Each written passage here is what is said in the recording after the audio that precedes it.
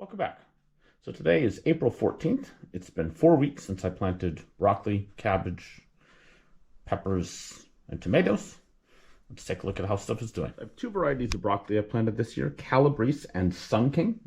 Neither did great last year. I think that was mainly a fertilizer issue. I certainly didn't get them out early enough, and they also tended to be very leggy. I am extremely happy with how these are looking.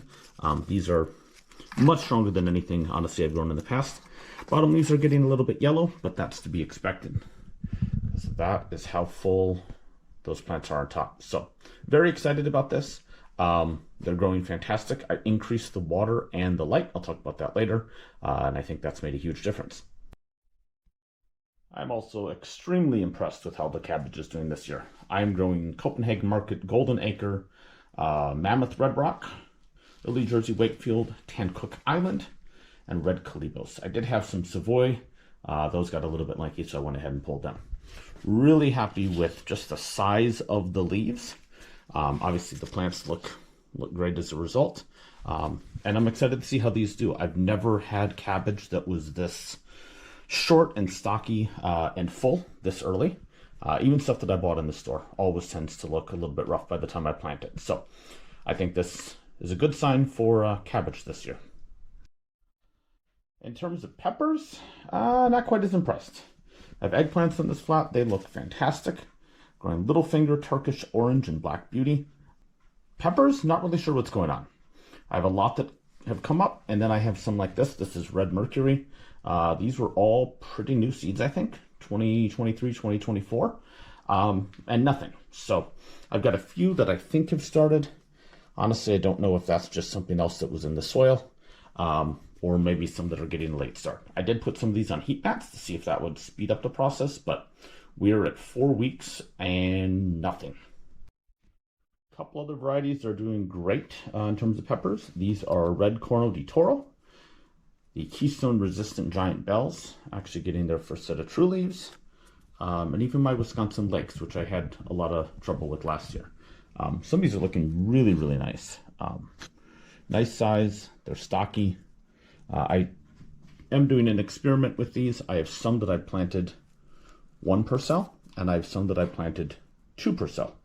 I had watched a video, I can't remember who it was, over the winter, that talked about the fact that you can plant peppers 2 to a hole, basically, and they'll grow up in kind of a V pattern, and you'll end up with two plants and presumably double the fruit. So we're going to try it. I'm hoping I have enough single versus double combos of the same variety that I can actually look at those and tell whether or not that system works or not. Another success story this year has been the tomatoes. I've never had an issue germinating them, but I've never had 4-inch tall tomatoes after 4 weeks of growth.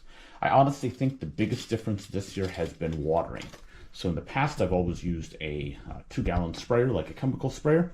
And this year, I decided I'm going to this style of bottle. This is a Blackstone bottle. I don't use them. They're made for water and oil and stuff for a griddle. I don't use it because it leaks so bad. However, for this, it's great. It allows me to get in like this. I can also put it in between the plants. And I've been doing that when I water. And I think the outcome is that I'm getting a lot more water to where the plants need it. And I'm also able to keep track of about how much water I give them. So this is a 14-ounce bottle. I would guess it's about 16 ounces full. So I'm giving these plants right now about 24 ounces per flat per day. And obviously more if they need it. Kind of an experiment this year that I'm doing is planting berries. In this case, ground cherries and alpine strawberries. And overall, I'm pretty impressed. I've always been told that it's hard to plant these, especially the ground cherries, but these are looking pretty good. They were planted about the same time as the others. Obviously, I've got some stuff that hasn't come up, but overall, very impressed. One change I'm going to have to make next year is to split the tomatoes and the peppers. I've always done this in the past, but I think because my plants didn't grow that well, it wasn't a big deal. This year it's a big deal. I have these nice little peppers, Ancho Giganteas, but nothing compared to the tomatoes next to them that are pushing 5 and 6 inches tall. So I don't know what I'm going to do for transplanting and potting up tomatoes this year. I have to figure that out because they're getting to that stage. But for now, make a note for next year, don't plant these two together. Last but certainly not least is herbs. I'm growing dill, oregano, rosemary, and lots of basil this year. I have never had basil that looked this nice and healthy this early. I mean, these are leaves that I could be eating right now. Germinated very well.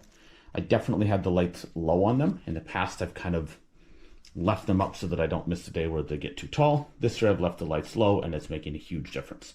I'm also growing red Reuben and mammoth basil. So very excited about how those are doing. So far so good. Now I just got to keep them happy until I put them in the ground in June. Last but certainly not least, onions, leeks, shallots.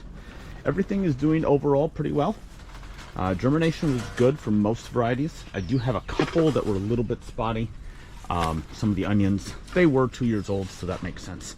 And then spinach. I started this on March 21st, so about 3 weeks ago. Everything's looking great. These I'm leaving outside just to kind of start to harden off. They're obviously a lot hardier than the other stuff. And then after a couple of cold nights we got coming up, just start moving cold season stuff, cabbage, broccoli, all that out so it can enjoy the greenhouse and free up some space inside. So anyway, thanks for watching. Hope you enjoyed this. Hope your gardens are going well. Hope stuff is going to warm up soon and get some stuff in the ground and enjoy that part of our season again. So thanks for watching. See you on the next one.